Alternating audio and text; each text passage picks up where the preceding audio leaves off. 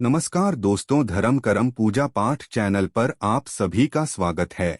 हिंदू धर्म में हर माह में कोई ना कोई तिथि आती ही रहती है। आज हम जिस तिथि के बारे में बात करने वाले हैं वो है शरद पूर्णिमा 2024 के बारे में। शरद पूर्णिमा 2024 का हिंदू धर्म में बहुत बड़ा महत्व है। शरद पूर्णिमा 2024 हिंदू धर्म के लोगों के लिए नई उमंग लेकर आएगा।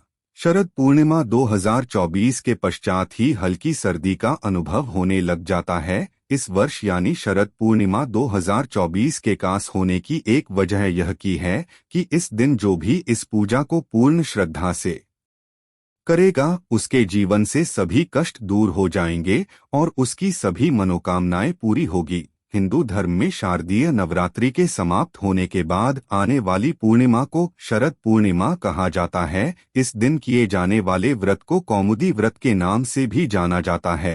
हिंदू पंचांग के अनुसार अश्विनी मास में ही शरद पूर्णिमा की तिथि आती है। इसे रास पूर्णिमा के नाम से भी जाना जाता है। हिंदू धर्म की मान्यता के अनुसार इस दिन भगवान श्री कृष्ण ने इस महारास रचा था। इस दिन के लिए मान्यता है कि इस दिन चंद्रमा की किरणों से अमृत वर्षा होती है। इस दिन कई जगहों पर खीर बनाने की प्रथा भी है। इस दिन खीर बनाकर उसे चंद्रमा की रोशनी में रखा जाता है।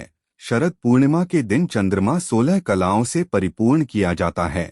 शरद पूर्णिमा में रात में भ्रमण और चंद्रमा की रोशनी का शरीर पर पड़ना बहुत माना गया है। तो आइए जानते हैं शरद पूर्णिमा का शुभ मुहूर्त कब है।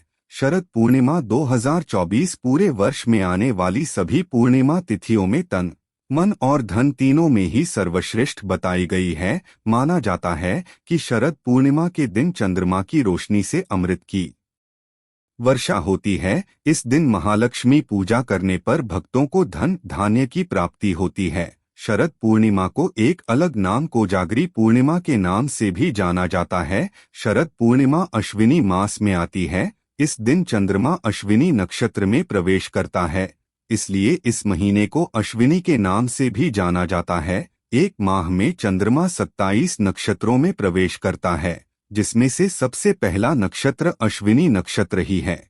शरद पूर्णिमा के दिन ही चंद्रमा अपनी 16 कलाओं से परिपूर्ण होता है और इसी दिन चंद्रमा पृथ्वी के सबसे नजदीक भी होता है। इसी कारण अन्य दिनों के अपेक्षा इस दिन चंद्रमा का आकार बड़ा दिखाई प्रतीत होता है। आयुर्वेद के आचार्य भी इस दिन का इंतजार करते हैं, क्योंकि इस दिन सभी जीवनदायिनी जड़ी बूटियों को चंद्रमा की रोशनी में रखा जाता है। इस दिन चंद्रमा की किरणों से अमृत वर्षा होती है। इन सभी जड़ी बूटियों को अमृत वर्षा में स्नान करवाया जाता है, जिसके पश्चात यह जड़ी बूटियां रोगियों पर तुरंत असर करती हैं। चंद्रमा को वेदों और पुराणों में जल का कारक माना गया है। वहीं दूसरी ओर चंद्रमा को औषधियों या जड़ी बूटियों का स्वामी भी कहा जाता है। शरद पूर्णिमा के दिन चंद्रमा की रोशनी में खीर खाने की प्रथा काफी पुराने समय से प्रचलित है। मान्यता है कि इस दिन खीर को चंद्रमा की रोशनी में रखकर उसे खाली पेट खाने से शरीर के सभी रोग दूर हो जाते हैं। इस दिन सुबह जल्दी या हो सके तो ब्रह्मा मुहूर्त में उठकर किसी पवित्र नदी में स्नान करें। अगर किसी वजह से आप नदी में स्नान नहीं कर सकते तो घर पर ही गंगाजल डालकर स्नान करें और स्वच्छ वस्त्र धारण करें।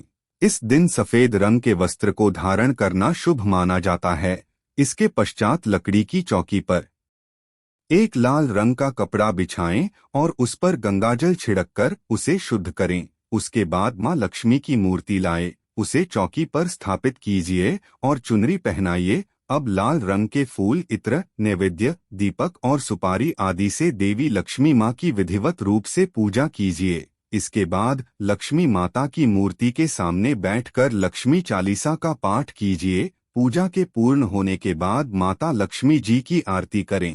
इसके बाद शाम पुनः माता लक्ष्मी और भगवान विष्णु की पूजा करें और चंद्रमा को अर्घ्य दे। भगवान विष्णु को जब भोग चढ़ाए तो उसमें एक तुलसी का पत्ता अवश्य डाले। बिना तुलसी के पत्ते के भगवान विष्णु भोग स्वीकार नहीं करते हैं। शाम के समय चंद्रमा निकलने पर मिट्टी के 100 दिए तेल या घी से जलाए, फिर चावल और गाय के दूध से बनी खीर बनाकर उसे चंद्रमा की रोशनी में रख दे। मध्य रात्रि में माता लक्ष्मी जी को खीर का भोग लगाएं और सभी सदस्यों को प्रसाद के रूप में खीर का सेवन करवाएं। इससे सभी रोगों का निवारण हो जाएगा। शरद पूर्णिमा के दिन किसी जरूरतमंद व्यक्ति को कपड़े, मिठाई और फल आदि का दान करें। हर महीने में आने वाली पूर्णिमा का व्रत करने से भगवान विष्णु और मां लक्ष्मी की विशेष कृपा प्राप्त होती है। आश्विन महीने के शुक्ल पक्ष में जो शरद पूर्णिमा आती है वह अत्यंत शुभ मानी जाती है। शरद पूर्णिमा वाले दिन बहुत से लोग दान करते हैं। इस दिन दान दक्षिणा करना शुभ माना जाता है। भगवान विष्णु और मां लक्ष्मी का आशीर्वाद प्राप्त करने के लिए एक साहूकार की दो बेटियां हर महीने पूर्णिमा का व्रत करती थी। बड़ी बेटी पूर्णिमा का व्रत पूरे विधान के साथ करती थी, किंतु छोटी बेटी पूर्णिमा का व्रत पूरे नियम से नहीं करती थी। जैसे ही दोनों बेटियां बड़ी हुई, साहूकार ने उन दोनों की शादी करवा दी। शादी के 1 साल के बाद बड़ी बेटी के घर स्वस्थ संतान ने जन्म लिया तथा छोटी बेटी के घर संतान तो हुई, लेकिन उसने जन्म लेते ही दम तोड़ दिया। छोटी बहन के साथ ऐसा कई बार हुआ। फिर उसने अपनी कहानी एक ब्राह्मण को बताई। ब्राह्मण ने उससे पूरी बात जानने के बाद उसे बताया कि तुमने पूर्णिमा का व्रत अधूरा किया है, इस कारण तुम्हें व्रत का फल नहीं मिल रहा है। यह तुम्हारे अधूरे व्रत का दोष है। ब्राह्मण की बात सुनकर उसने पूर्णिमा का व्रत पूरी सच्ची निष्ठा के साथ करने का निर्णय लिया और पूर्णिमा आने से पहले ही उसने एक पुत्र को जन्म दिया। जन्म लेते ही उसकी मृत्यु हो गई। इस बार उसने अपने बेटे के शव को एक पीढ़े से ढक दिया और उस पर एक कपड़ा डाल दिया ताकि किसी को पता नहीं चले। फिर उसने अपनी बड़ी बहन को बुलाया और उसे बैठने को वही पीढ़ा दिया। बड़ी बहन जैसे ही पीढ़े पर बैठने लगी, उसके लहंगे के स्पर्श से बच्चे की रोने की आवाज आई। ये देखकर बड़ी बहन डर गई और छोटी बहन पर क्रोधित होकर बोली, तुम मेरे पर बच्चे की हत्या का दोष और कलंक लगाना चाहती हो। इस पर छोटी बहन ने उत्तर दिया, यह बच्चा मरा हुआ था। तुम्हारे तप और स्पर्श के कारण ही यह जीवित हो गया है। पूर्णिमा के दिन जो तुम व्रत और तप किया करती हो, उसके कारण तुम दिव्य तेज से परिपूर्ण और पवित्र हो गई हो।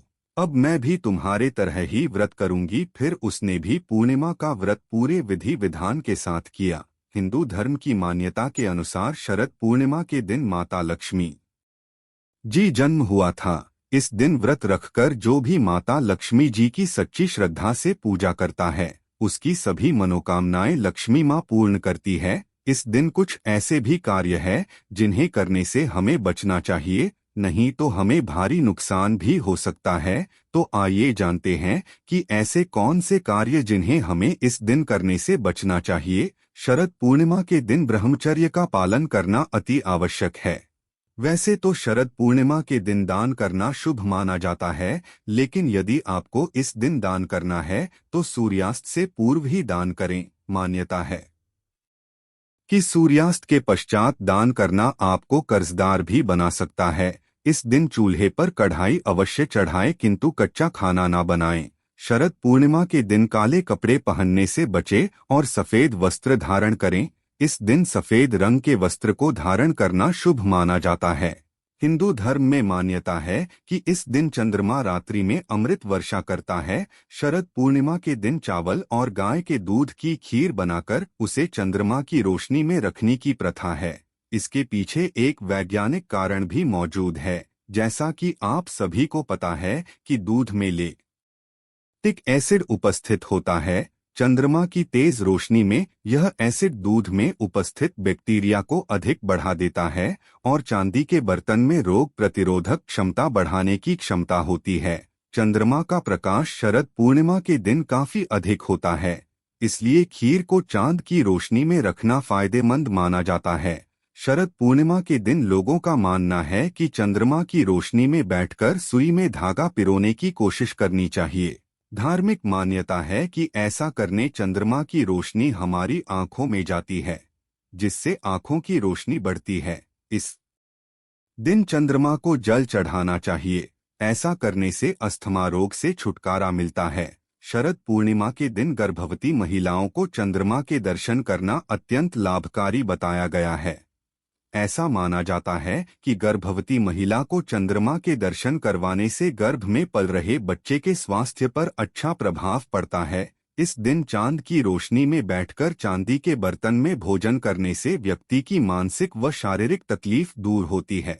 ऐसा कहा जाता है कि शरद पूर्णिमा के दिन पति पत्नी को अपनी कामवासना पर काबू पाना चाहिए। इसी के साथ ही इस दिन नशीले पदार्थों का सेवन करने से बचना चाहिए। रात्रि के समय चंद्रमा की रोशनी में घी को रखे, उसके बाद इस घी से दीपावली पर दीपक जलाए। ऐसा करने से मां लक्ष्मी की असीम कृपा प्राप्त होती है। इससे घर में सुख समृद्धि बढ़ती है और पूरे घर में खुशहाली का माहौल बनता है। शारीरिक रूप से कमजोर बच्चों की इस घी से मालिश करने उसके स्वास्थ्य में सुधार होता है। शरद पूर्णिमा की रात शहद को चंद्रमा की रोशनी में रखने पर यह औषधि के रूप में तैयार हो जाती है। ऐसे बच्चे जो मंदबुद्धि है, किसी की याददाश्त कमजोर है और यदि कोई जल्दी थक जाता हो तो उसे इस औषधीय रूपी शहद का सेवन करना चाहिए। इस दिन गाय के दूध को किसी भी बर्तन में भरकर चंद्रमा की रोशनी में रखे। इसके पश्चात दूध को अपने पूरे घर में छिड़क दे। ऐसा करने से घर में उपस्थित सभी नकारात्मक ऊर्जा को दूर करता है और जिसका भी कुंडली में पितृ दोष या काल सर्प दोष पूजा होता है तो इससे उसका भी प्रभाव भी कम होता है। गंगाजल को चंद्रमा की रोशनी में रखकर अगले दिन उस जल से भगवान शिव का अभिषेक करने से आपके जीवन में आने वाली सभी कठिनाइयां दूर हो जाएंगी। दोस्तों, अगर आपने अभी तक चैनल को सब्सक्राइब नहीं किया है तो कृपया चैनल को सब्सक्राइब कर लीजिए और बेल आइकन दबा दीजिए ताकि इसी तरह की वीडियो आपको मिलती रहे। मिलते हैं अगली वीडियो में। नमस्कार, आपका दिन शुभ हो।